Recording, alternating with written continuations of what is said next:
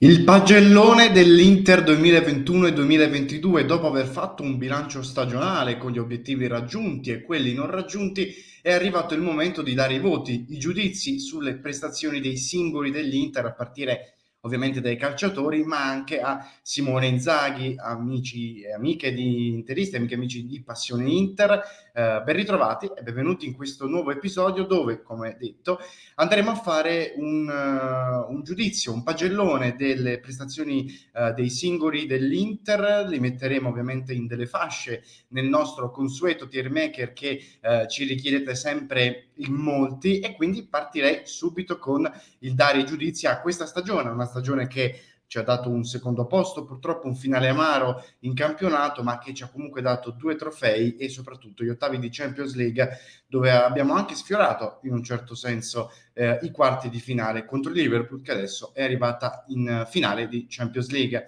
Andrei quindi subito con il vostro amato tier maker a dare giudizi, e partirei ovviamente dalla porta, da chi ha difeso i pali della porta nerazzurra, ed è ovviamente Samir Handanovic. Dispiace purtroppo partire con un rimandato, perché purtroppo Handanovic ha fatto troppi errori in questa stagione da parte del capitano dell'Inter, escluso magari qualche squillo in alcuni match. Mi viene per esempio in mente Atalanta-Inter 0-0, dove Handanovic ha fatto una grandissima prestazione, ma in generale lo sloveno, secondo me, secondo la redazione di Passione Inter, non ha mai garantito sicurezza, rendendosi protagonista spesso anche di qualche erroraccio. E se parliamo di erroraccio, inevitabile mettere Jonut Radu nei flop. Ci sono tante componenti in quell'errore di Bologna che sicuramente resterà impresso nella nostra mente per sempre, per diverso tempo almeno. E ci sono diverse componenti, poteva essere forse buttato prima in mischia da parte di Inzaghi. In sé l'azione dove Radu ha fatto quella papera, magari Perisic poteva evitare di mandarla indietro, ma ecco, senza parlare di Seide, ma quell'errore pesa. Non vogliamo dire noi di Passione Inter che è colpa di Radu se l'Inter non ha vinto lo scudetto, ma sicuramente fa parte di quei momenti decisivi, in negativo ovviamente, del campionato dell'Inter. Il terzo portiere, Alex Cordaz, ovviamente ingiudicabile, visto che non è mai sceso in campo, ma riprendiamoci un po', partendo dalla difesa e partendo da uno degli MVP di questa stagione, che è Mina Skriniar. Mina Skriniar, ragazzi, è stato protagonista di una stagione straordinaria, il migliore dei difensori nerazzurri, almeno per quanto mi riguarda, ma non solo, si è ritagliato anche definitivamente, direi, un posto da leader nell'Inter, nell'immaginario stesso della società, della dirigenza, ma anche nel nostro immaginario di noi tifosi. Ha saputo anche giocare al centro della difesa in assenza di De Vrij, ha sbagliato pochissime partite, da segnalare una prestazione da top europeo, assolutamente, nella gara di ritorno contro il Liverpool ad Anfield. E insomma si è rivelato essere, ancora una volta si è confermato essere uno dei migliori difensori in Europa. L'Inter se lo dovrebbe tenere stretto, e quindi inevitabilmente uno degli MVP di questa stagione.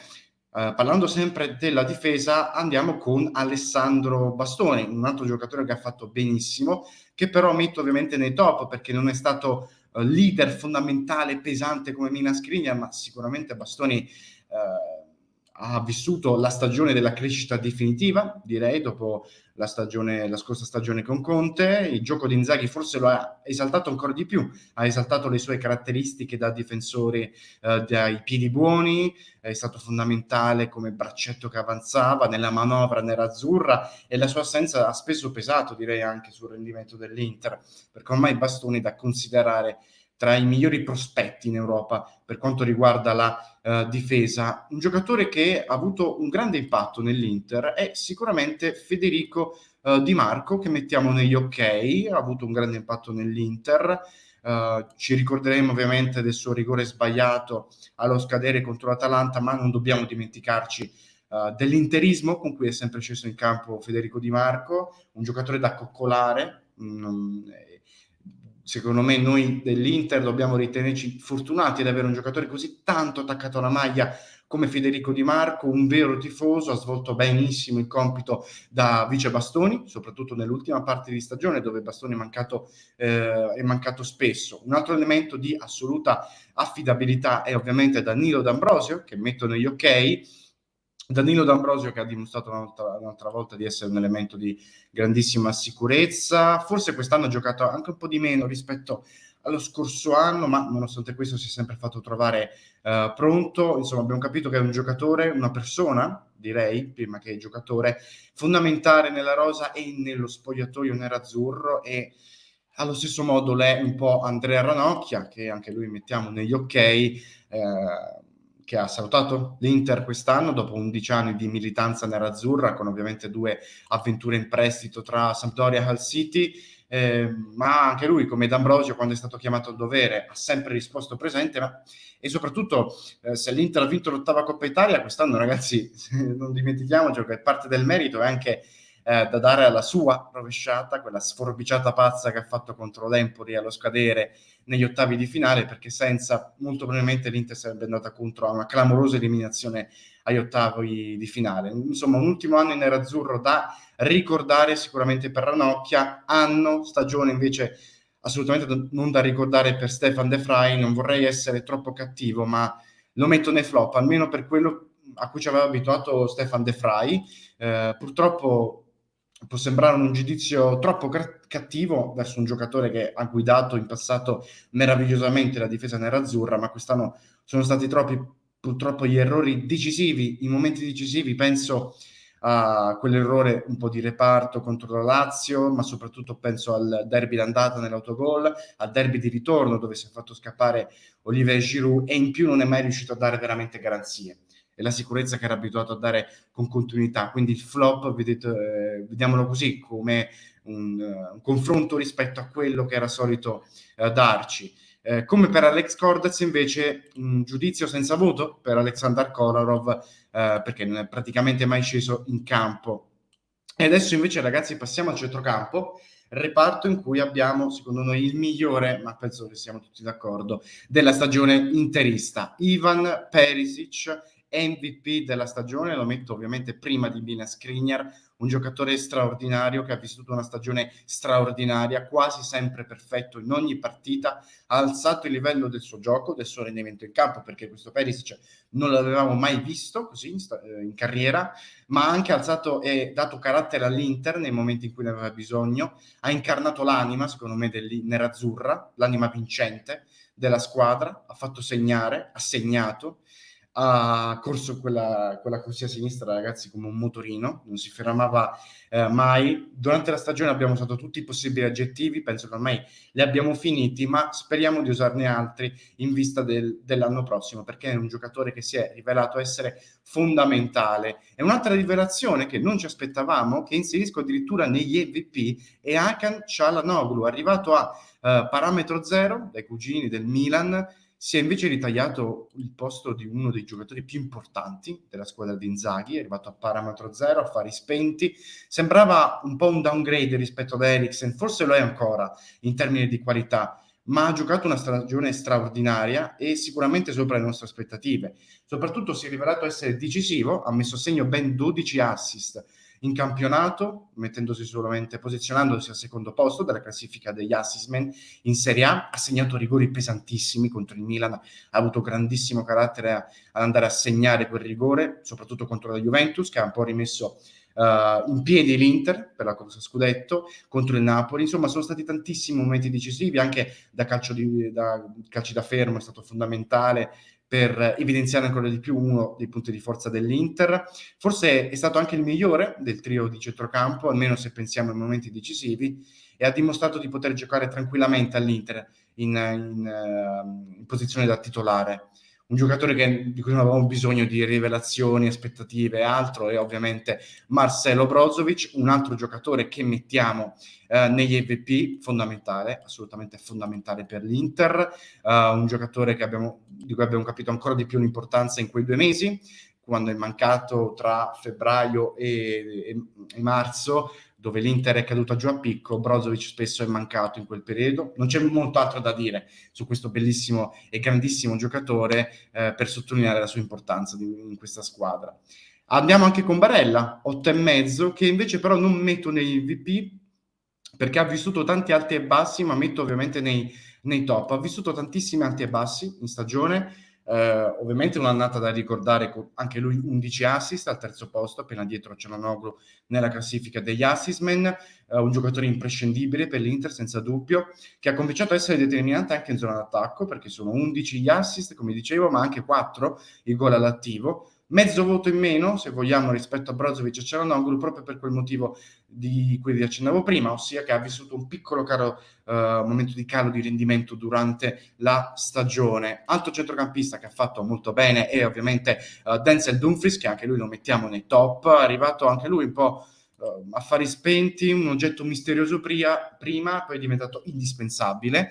Ci ha messo un po', ovviamente, a entrare nelle rotazioni di Inzaghi. Ricordiamo l'errore, il pestone, il calcio che aveva dato ad Alexandro in Inter-Juventus 1-1 nel derby d'Italia d'andata, però poi ci ha messo pochissimo a entrare nelle rotazioni di Inzaghi e nel cuore di noi tifosi. Si temeva potesse essere o potesse almeno far rimpiangere Hakimi, invece io direi di no. 5 gol e 7 assist in questa stagione, e soprattutto Dumfries può ulteriormente crescere, ha grandissime potenzialità secondo me ancora da mostrare. Un giocatore che ormai ha mostrato tutto invece è Darmian, 7,5 diciamo il voto che diamo. Lo metterei negli ok, ovviamente non dei top, ma un giocatore veramente tra gli ok e top, perché quando è sceso in campo ha sempre dato tutto, ha segnato gol decisivi contro Fiorentina, Cagliari, assist decisivi come la partita del Bentegodi contro il Verona, soprattutto ha facilitato l'inserimento di Dumfries all'inizio della stagione. Un soldato perfetto, come l'abbiamo intitolato noi sul nostro sito passioneinter.com, Matteo Darmian, un'assoluta certezza.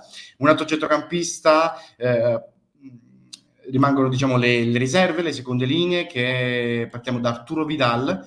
Arturo Vidal io lo metterei nell'ok, ormai per quello a cui ci ho abituato a dare Vidal, un ok secondo me può andare. Ha fatto un doppio confronto con Liverpool straordinario, per il resto una stagione molto anonima, la sua ultima stagione in nerazzurro. Un'altra stagione anonima ovviamente l'ha vissuta Gagliardini, che mettiamo negli ok vista le qualità. Un giocatore che si è reso disponibile quando chiamato in causa, ha segnato anche un paio di gol, ma oltre a questo ovviamente non si può chiedere di più a Gagliardini. Un elemento a cui invece si poteva chiedere leggermente di più, secondo me, è Mattias Vesino, che mettiamo nei flop addirittura, perché ovviamente a inizio anno speravamo che magari con il gioco di Inzaghi potesse giocare maggiormente, invece non ha trovato spazio, e probabilmente un po' di colpa lui ce l'ha, direi. Robin Gosens lo metterei invece tra i flop rimandato direi, magari rimandato perché è stato fuori soprattutto per Perisic, per la straordinaria stato di forma di Perisic. Ha giocato pochissimi minuti, ha segnato un gol importante, quello che ha chiuso i giochi nel derby di Coppa Italia di ritorno 3-0 contro il Milan, ma non ha fatto vedere nulla. Forse per la cifra a cui l'ha pagato l'Inter ci aspettavamo magari che entrasse subito nelle rotazioni dell'Inter. Posso capire chi magari lo mette nei flop, io lo metterei comunque tra flop e rimandato. Passando invece al reparto d'attacco, ecco che arriviamo al nome di Lautaro Martinez. Molti di voi magari potrebbero dire, ma forse Lautaro è un MVP della stagione. Io invece lo metto nei top. Non mi date, diciamo che la redazione di Passione Inter lo mette nei top perché ha superato il record personale di gol, incarna l'anima nerazzurra, è uno dei leader dello spogliatoio sicuramente, un giocatore che si è fatto sentire anche fuori dal campo, ma anche in campo quando era fuori, nel senso che ci ha messo sempre carattere anche quando magari riusciva, è stato spesso sostituito da Inzaghi, però i 2 mesi di blackout che ha avuto anche lui tra febbraio e marzo hanno condizionato un po' la stagione dell'Inter e quei risultati negativi, quei 7 punti in 7 partite. Lo metto ovviamente tra i top e gli MVP, tendo al top perché una stagione invece in cui non avesse avuto quel blackout in quei 2 mesi sarebbe stato assolutamente da MVP.